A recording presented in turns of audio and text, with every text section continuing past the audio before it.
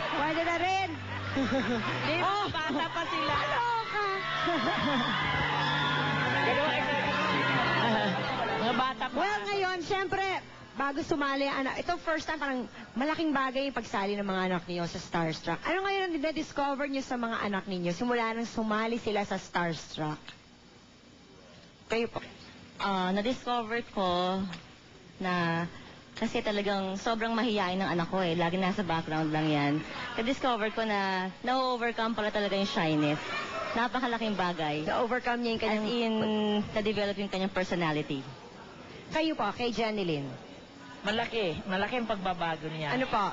Dahil katulad din kay Rainier, isa rin siyang mahiyaing bata na palagi siyang nasa bahay.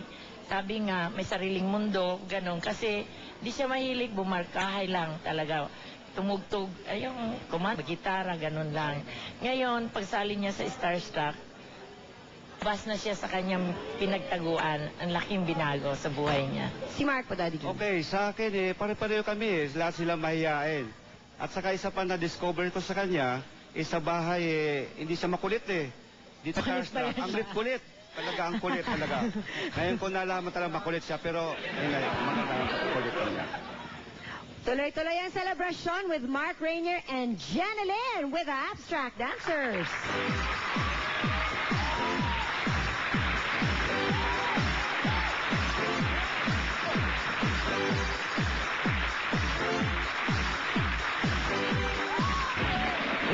Suotin mo yan.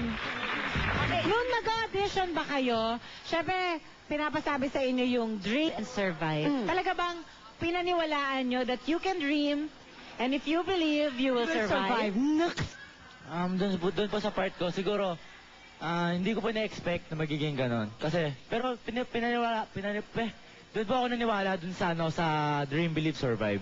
Siyempre ba, dream. So, ayun po yung dream ko. Tapos, naniwala po ako sa sarili ko. So, believe. Tapos ngayon po, nag-survive po ako. So, parang biglang, sa isang flash lang po, parang, uy, eto na ako agad. So, nag-dream ako, nag-believe ako sa sarili ko, tapos nag-survive nga ako. At eto na nga. Eto na nga. Jeneline. Ako, ganun din. Parang sa simula, di ba? Nagsa-start ka pa lang. So, alam mo nung audition to, labanan to, contest to. So, kailangan, alam mo kung anong ginagawa mo para makasurvive ka. Pero nung umpisa daw, parang hindi ka pa masyadong into the contest. Parang, dalang. Kailan mo naramdaman na, ay, lalaban ako? Yung nasama na ako sa firing squad. Natakot ako. Ano to natakot?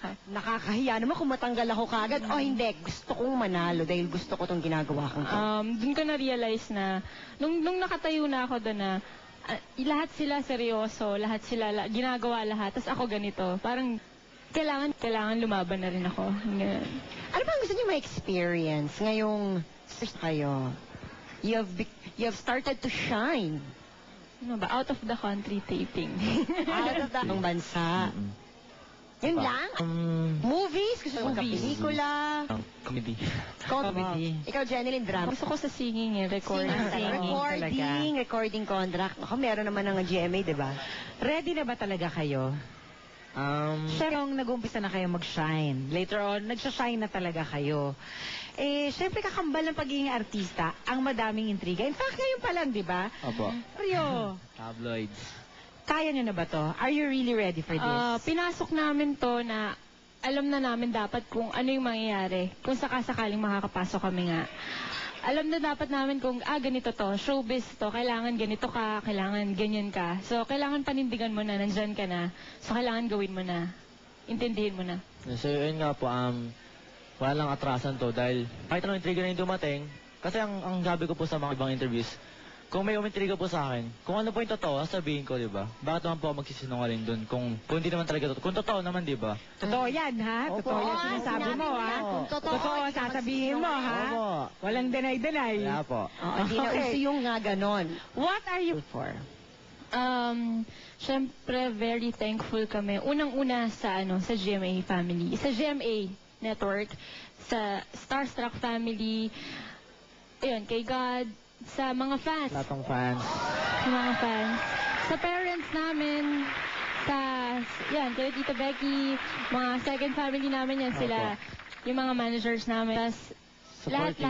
lahat. Sila Yasmin. Yan. Si Lahat nung Yasmin. starstruck, Final 40, yung top 14 finalist. Rainier. Very thankful kami kasi kung wala rin sila, wala rin kami dito. Sila yung tumulong sa amin para dumating sa ganitong point na dalawa na lang kami. Tapos sila yung nagbigay sa amin ng lakas ng loob. Sabi, pare, kaya niya yan. Tapos yung before i-announce yung winner, lahat ng 10 sabi, pare, good luck. Yan. Diyan sila para sumuporta. Well, congratulations to both of you. Yes, Thank you and po. thank you. Thank We wish you. you all the best. Wish you all the best. Good luck. Thank you po. Huwag niyo kakalimutan na pag-aaral. Umpisa pa lang ito. Opo. Umpisa pa lang, tama. Tama ang sinasabi ni na Ding Dong at Nancy. Kapag natatapos